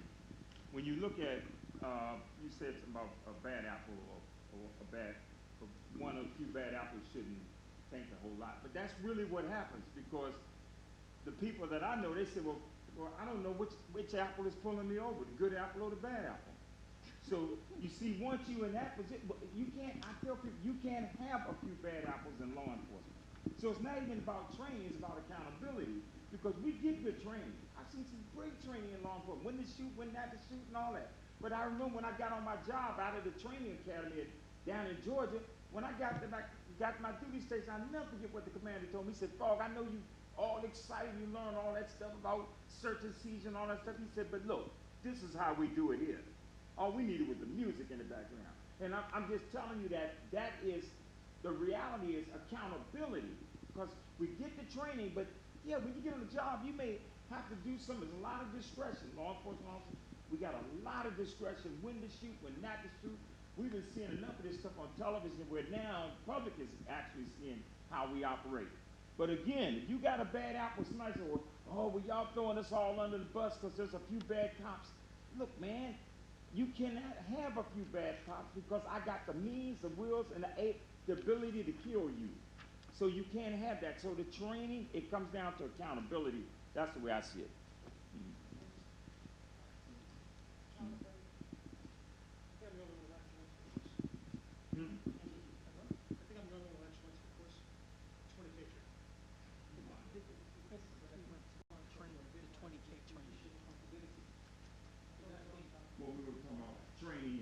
Yeah, but I think what we're seeing happening, and it's not just in policing, is that... Is the mic working? Okay. The issue for many of us is that it's not so much training. Training isn't important, but if you look across the board, whether it is in health sciences, education, there's a lot of money invested in training. What doesn't seem to happen is it doesn't seem to infuse daily practice, and that has to do with accountability. And when I say accountability, I don't just mean punishing people, but also because of the status quo, things just continue the same way. Also rewarding people for best practices. So I guess the question that I would be interested in hearing people address is the question of, are the accountability systems correct? Because some of us, I'm not a police officer, hear stories that the police department can be very punitive. And therefore, if people are erring on the side of caution and doing what the sergeant or the officer says, so what does accountability look like in the police department, sort of generally? And I know none of you can speak for the police department, but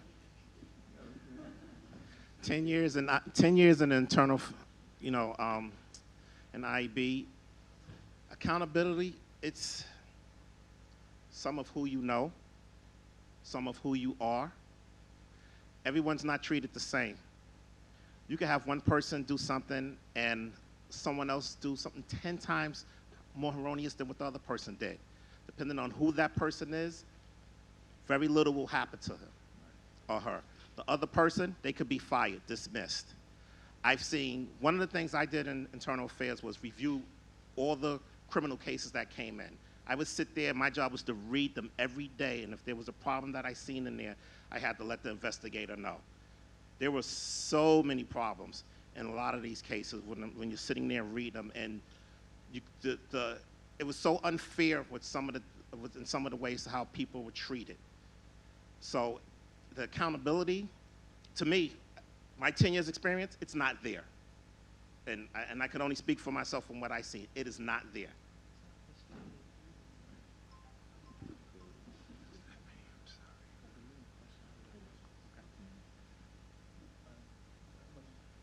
If training doesn't inform or infuse kind of daily practice, that tends to speak to issues with that training. And since the question, I think at least in part, whether you know this or not, was referring to the 20K training that developed out of the Garner incident. So let's look at it right from the beginning. It's referred to as 20K training, meaning 20,000 are going to be trained, right? So right from the outset, you're back to the compulsiveness about numbers.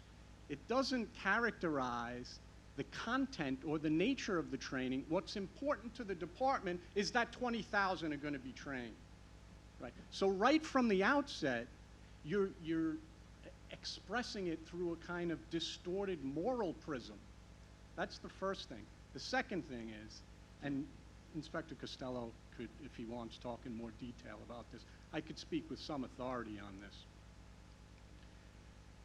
This training was just within the last few days characterized by the police commissioner as groundbreaking. Do any of you know that the tactical techniques, the practical strategies that are taught in the tactical portion of the 20K training are exactly the same techniques that cops learn when they go through the academy God knows how many years before? The same exact practical techniques, and yet it's characterized as historical and groundbreaking. Those two propositions are mutually inconsistent. And let me, if I may again, very gently, turn it around on the audience and say, an apathetic public is part of the problem with why, right, large established bureaucracies, government bureaucracies, continue on the paths that they do. They do because they can. They're not challenged enough, and they're not challenged aggressively enough. Otherwise, who would dare tell the public this is groundbreaking training when it's the same goddamn thing that's existed for literally decades? You know what, and I know this good, but I'd like to add to that. The other thing that you said, okay, now you got to picture this. I'm on CNN discussing the chokehold.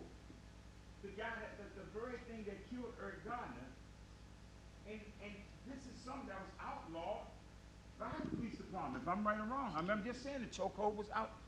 Oh, the chokehold was outlawed by the police department. So everybody knows that. So we figure, well, we know he's wrong because he choked the guy to death. The guy said, I can't breathe. I'm there arguing with a New York detective, and he's saying, that was a great takedown.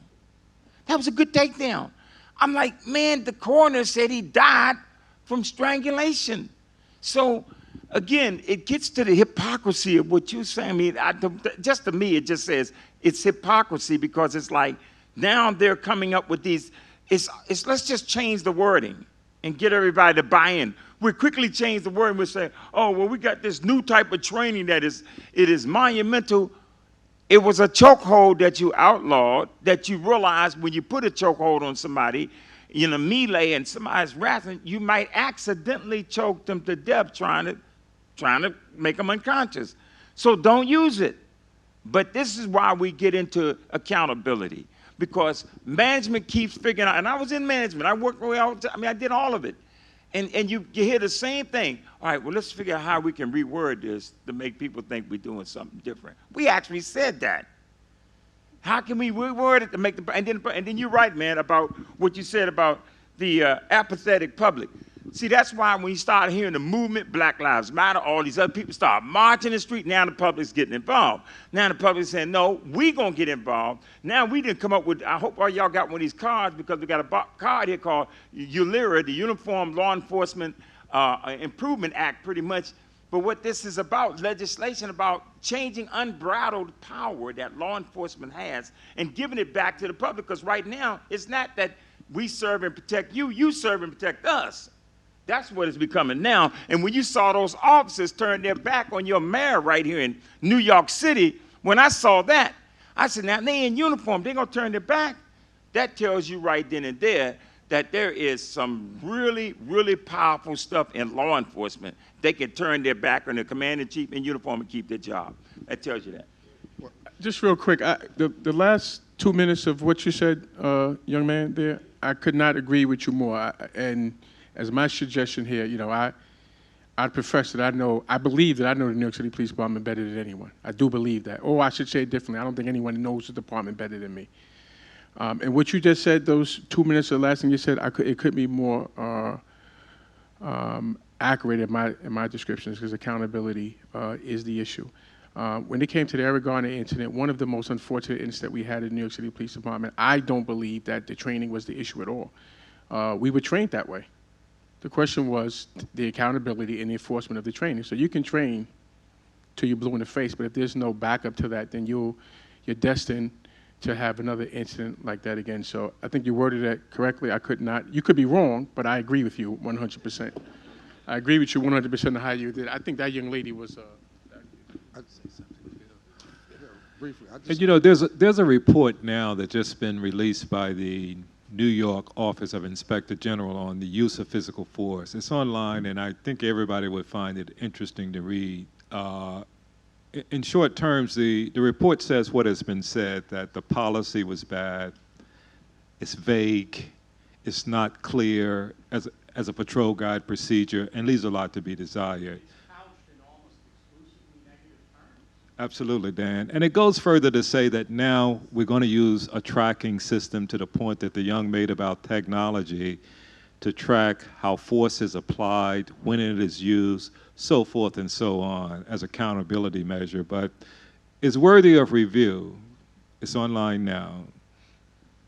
I think one of the things we're talking about here is bridging the divide. I mean, the bridge is two endpoints, you know, whichever way you go, in or out. And you're going to cross some kind of troubled water, or you're going to cross something. So I think one of the things that you wanted to address was, you know, taking responsibility. I think that's one of the things that we failed to address. You know, we place a lot of blame, but we haven't taken accountability. And me being a union representative for 10 years, I got to see both sides of the coin, with executives and also with the police officers, and learning how to defend them. And although I didn't rise to some of the ranks of some of the men and women on this job, doesn't mean that I didn't understand the book. I learned to rip that patrol guide apart, in and out, because that's what we were governed by. But it's like the cops in the precinct, or the people in the neighborhood. Oh, that's a bad school. No, that's not a bad school. The people that go there are bad. The school's great. The buildings are fine. The structures are unanimous. Or the cop who complains about the bathroom in the precinct being dirty. No, the bathroom's not dirty. They clean it every day. The cop that's using it is dirty. So taking accountability means being accountable for yourself first. I can't make you accountable. I should be accountable for myself. And if you're accountable for yourself, I'm accountable for myself, then we can have some sort of peace, and we can come to some sort of resolution of fixing something. And we can train, but if you don't have competent people who want to receive the training and act it out properly, then you're going to have a problem, no matter how much training you give them. It has to be accountability. And if you have one person that's bad, or you have 20 people that's bad, they're going to look at you the same way. It's kind of like, you know, baking a cake. You know, you bake a cake, and the cake can be huge, and then you drop one piece of crumb. Everything that's in that crumb is in that cake, every ingredient. So you have to find a way to stand out and do something different, and you have to be willing to go against the status quo if you're going to make a difference. But what it comes down to is just your work ethic and being accountable for yourself, and you taking that training, whether you agree with it or not. You take that training and cater it and customize it for yourself and stay within those guidelines. That's the problem. You get the training, but they don't take it and customize it for themselves. My personality and Dan's personality is different. We can receive the same training. I may not get to the same, I may not do it the same way, but if we have the same results, then the training was successful. The problem is we don't want to take the training and customize it for our personality.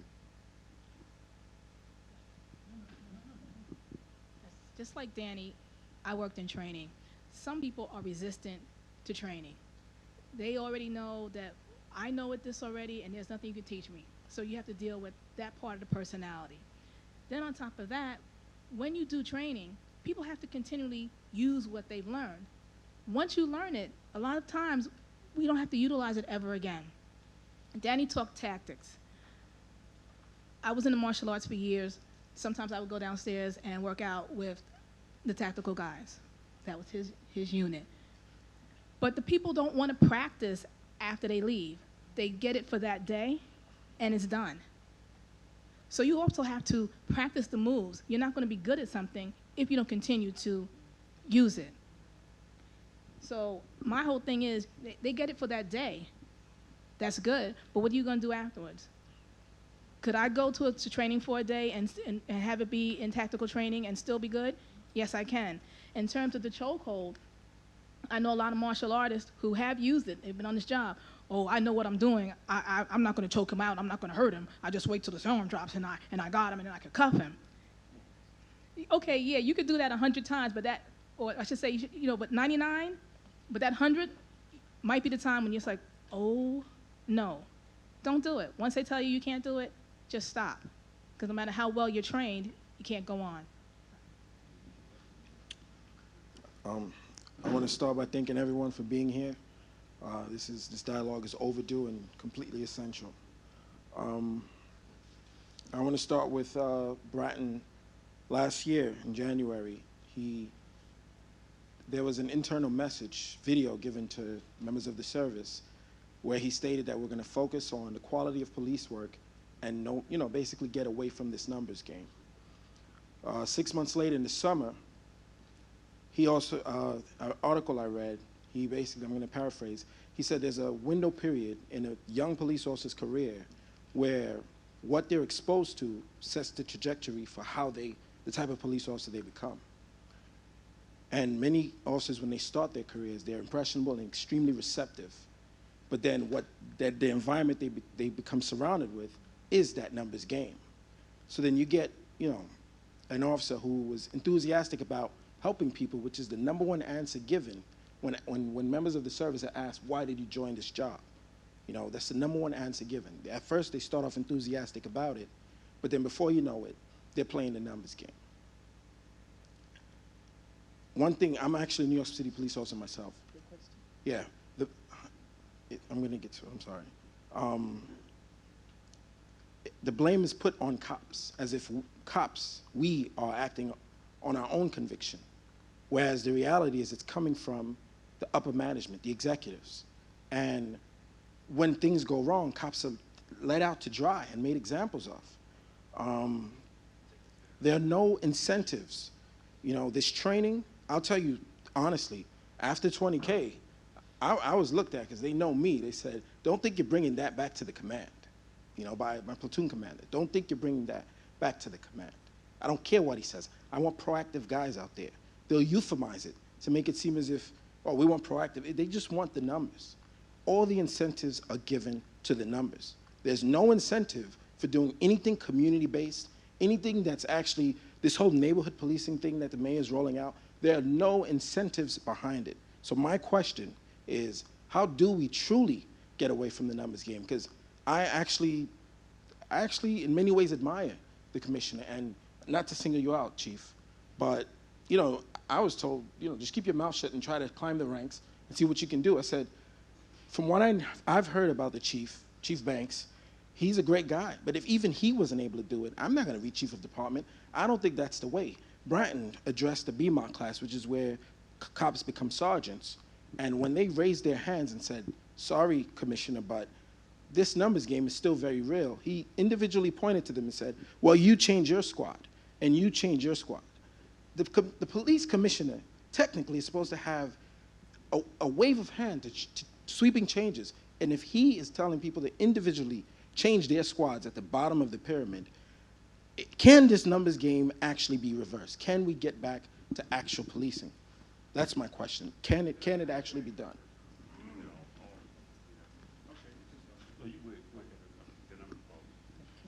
Okay. You make some very good points, and I will say this. Commissioner Bratton has done, and you probably, looking at you, 5, 6, 7 years on the job, I'll probably give you look relatively young. When Commissioner Bratton was the commissioner the first time, I was a young sergeant in Brooklyn, in Bedford-Stuyvesant, and I thought that the change that came forth was remarkable, something I had never saw. I thought that it was a revolution in policing. I contrasted that with community policing when Lee Brown came into it. I came in the department in 1986, and two different strategies. They both had great points, but they both had one, in my opinion, structurally flawed concept about them, which, to me, they never were able to maximize their full potential. When you talk about the numbers game, here's something that the New York City Police Department has grasped with 100%. I'm going to tell you this. When I was the chief of the department, I ran the CompStat unit. For those who don't know what the CompStat units are, that's a weekly meeting where we go over crime conditions and we grill borough commanders on their crime.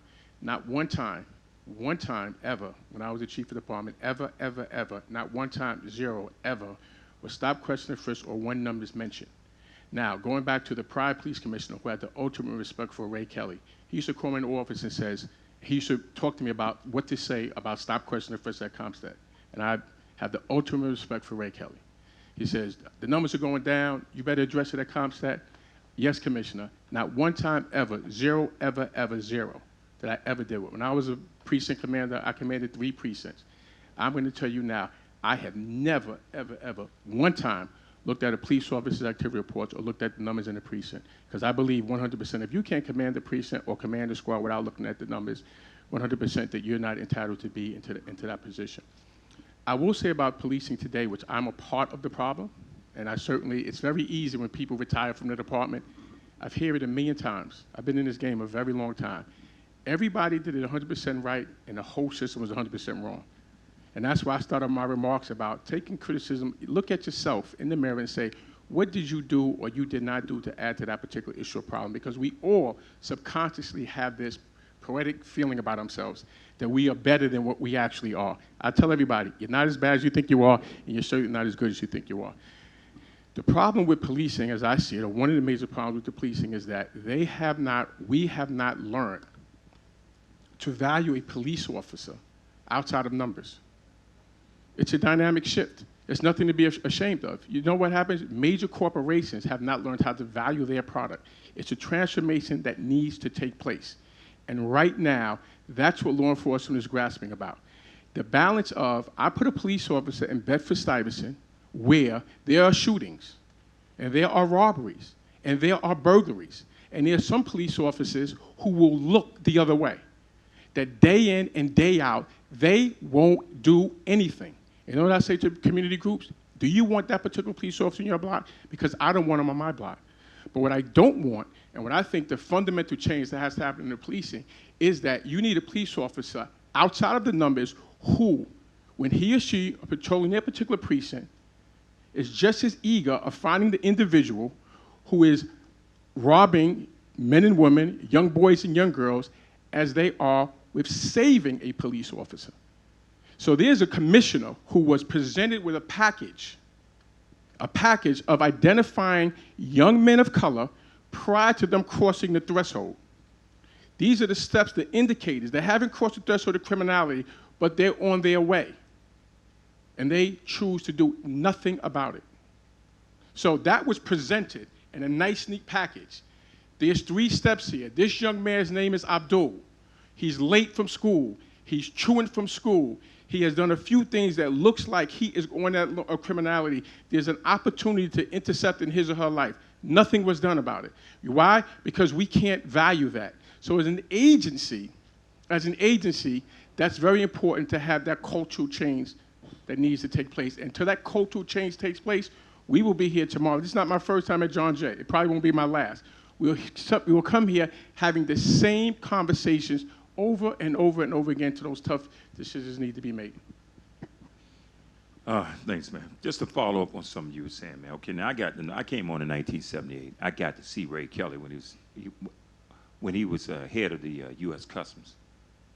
I always saw him do something I lost all respect for him. We were having a Congressional Black Caucus. Y'all remember here in 1990, of course, New York Post came out with article said, bigots with badges. Bigots with badges. Covered the whole front of the New York Post. Matter of fact, that's the name of my next book. But the bottom line is this. Now, it covered the whole front page of the New York Post. And it's talking about the racism inside the U.S. Marshal's office. Then you flipped over, there's a big picture of me standing. I shouldn't be standing in front of y'all today because they left me on a stake, I'll get killed. I saw a lot of crazy stuff. But my point I want to make when you was talking about, you know, the changes that you can see that they can make, but the bottom line, nothing happens. Because, see, first thing we got, as Sophie said, and we got to understand in law enforcement, racism is pervasive in law enforcement. I always said if everybody's doing bad, white and black, we're going to fix it. We're going to figure out a way how to correct things. But what happens is black agents, even yourself, you're going to deal with a different world than the white officers are. We already know that. But when I look at New York, and like I said, my major point here is this. We're talking about accountability. We're talking about how do we straighten this stuff out.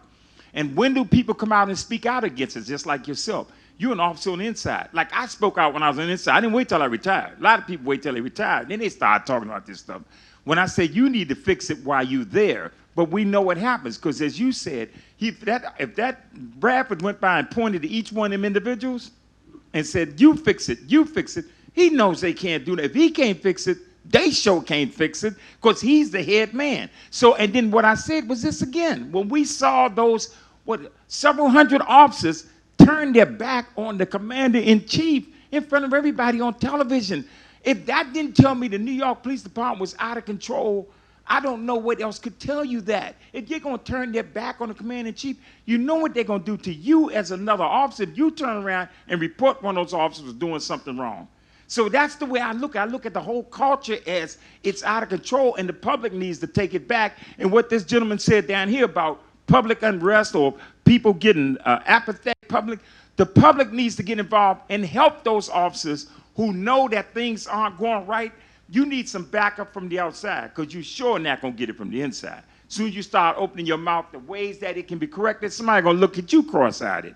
So you need some backup. And now what my goal is to hope we can come up like the U.S. Marshals with a witness protection program. You're in the United States Marshal, the U.S. attorneys, we could not do our job without witnesses coming into our program so we can protect them. I say the first time a police officer blows the whistle or reports something about on the job that needs to change, he needs to go into a witness protection program. Serpico, I think that was here, New York City, right? Serpico. That is a prime time example. And that what happened in my career and any career, you spoke right about what needs to change. Nobody's going to do it. If the commissioner can't do it and he's pointing others, you sure won't do it, and chief or nobody else, until he takes an active role and say, this is what we're going to do to make the change. You got to get the public involved. You can't do it. And let me just say, too, in reference to what Chief Banks said and Matthew, is I worked as a trainer, to your question, young man, and I did executive development. I didn't mess with recruits. I did the basic management organization course for sergeants. I did the lieutenants. I did the captains and inspectors. And the point that you make so well, I mean, is an excellent point. If you're a bad cop, you're going to be a bad boss. And I found that to be a parallel in the training oftentimes is that one of the recommendations I recommended was leadership training. They need military leadership training. It's a paramilitary group. And the Army had these problems, but the Army came to terms with them. You don't see this stuff in the Army. It's unacceptable. And in order to change the culture, it has to be unacceptable behavior.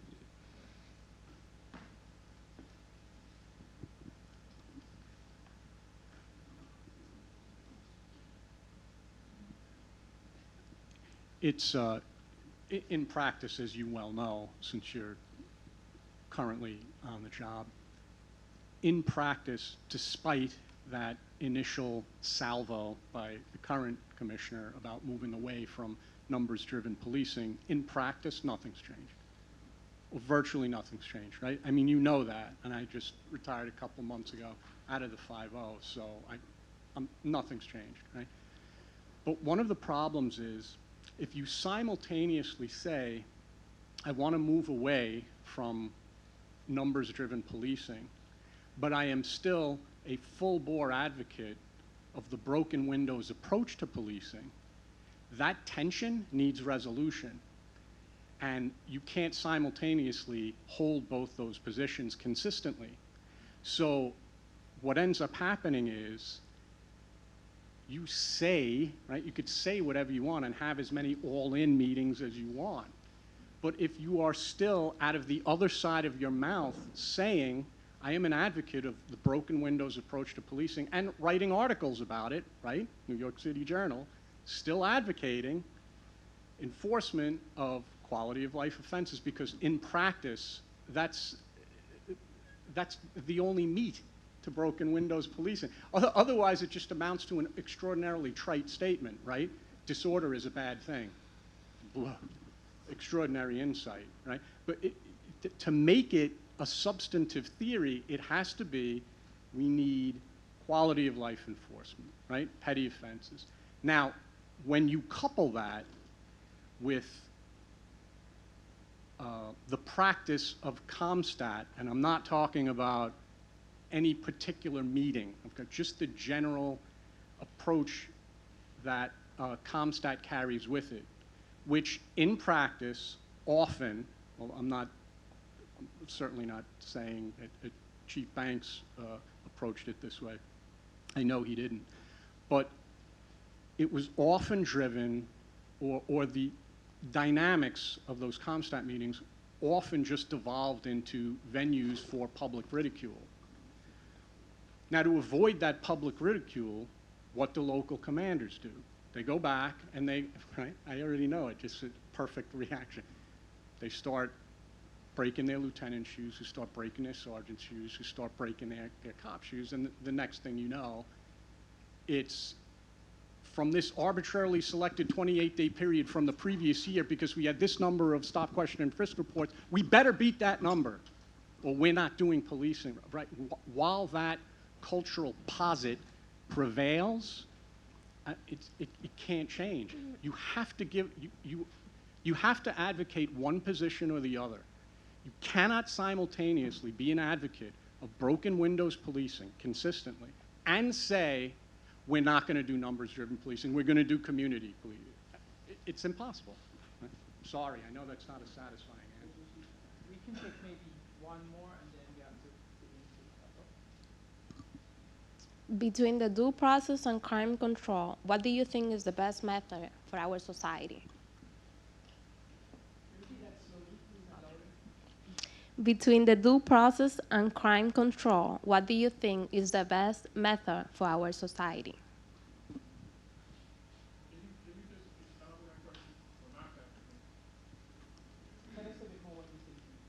All right. The due process or crime control, what do you think is the best method for our society? When you say due process, what do you mean? Due process, like the rights from the society. You're talking about due process of people, and then also law enforcement trying to create crime control on the people. Yeah. I got an idea. Okay, you're trying to bring a balance. Well, first thing I'm gonna tell you, one of the best things. This thing, did you get one of these cards? You're literate, this bill here, this legislation. This is gonna be the best for what you're talking about, due process and also crime control, because crime control is about us as law enforcement stepping in there, trying to control, make sure everybody's following the law. I'm just trying to be as elementary as I can with it, that they're following the law. But at the same time, due process means how do we make sure when we're doing that, that people's rights are not being trampled upon. We're not trampling on their Fourth and their First Amendment rights and all that. That's a very tricky thing, because that's what has happened here. What we're finding that in law enforcement and all of the public that's speaking out in Black Lives Matter and these marches we're seeing, people are beginning to feel like law enforcement, there is no due process in that process, if you will. So therefore, how do we balance it? It's you, the people. The people have to step up, and the public has to step out and say, we don't like the way you're doing your law enforcement anymore, and we want to be a voice that we need to be heard. The problem with law enforcement is it's a monolithic sort of power structure that grows. What is it? Somebody said power corrupt gets, what's that terminology? Absolute corrupts. Right. And the bottom line is you got to have some checks and balances on us as law enforcement. I work for the U.S. Department of Justice, the premier law enforcement organization in the world. My case was against the U.S. Department of Justice. When they was throwing money on the table for me to settle, they kept saying, man, you need to take this money and you need to settle. That's like plea bargaining, pretty much. But when you settle, nothing gets done. And the only reason why I didn't settle, because I was getting ready, because trust me, they had beat me down to a point where I was ready to settle. I was ready to take anything they gave me, and then something made me go forward. But the reason why I didn't settle was because I believed that the systemic problem was so pervasive that I was the only person at that time that could go forward.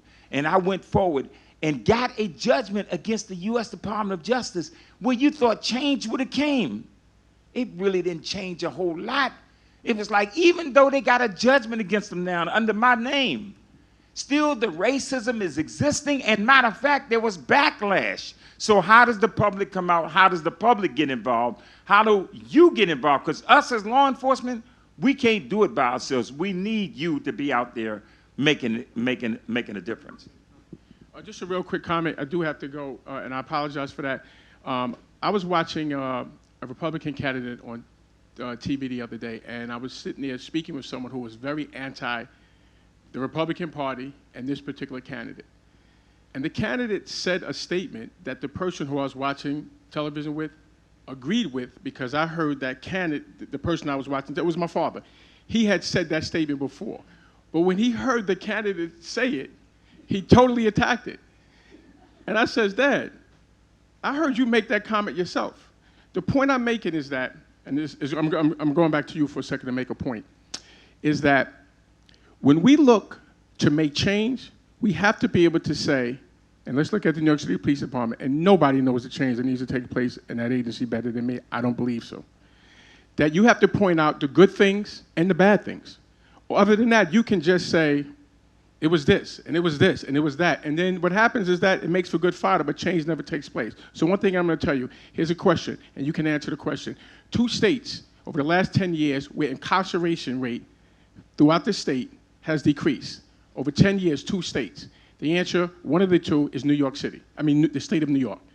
And if you take out the New York City Police Department stats, the incarceration rate would have went up. 11 straight years in New York City, the incarceration rate, the number of arrests by the New York City Police Department has decreased. A lot of people don't speak about that. 11 years, the amount of people who are arrested went down. So when we talk about the numbers game, a lot of times in a lot of police officers' mind, they hear numbers game, and trust me, it's real and it's very valid. But the arrests every single year go down and go down and go down and go down and go down and go down. No other major police department in the country can say that. Now, I'm not saying that there's not changes there. All I'm saying is that when we keep our 3 eyes open, then you're able to look at the big picture and say, there is some good there, and there is some bad there. And if we can distinguish between the 2, then we can start to effectuate change. Other than that, we can stand there and say, let's put up someone who I disagree with, and even when they say something I've said before, we're on remote control, and we automatically start just to agree with that particular process there.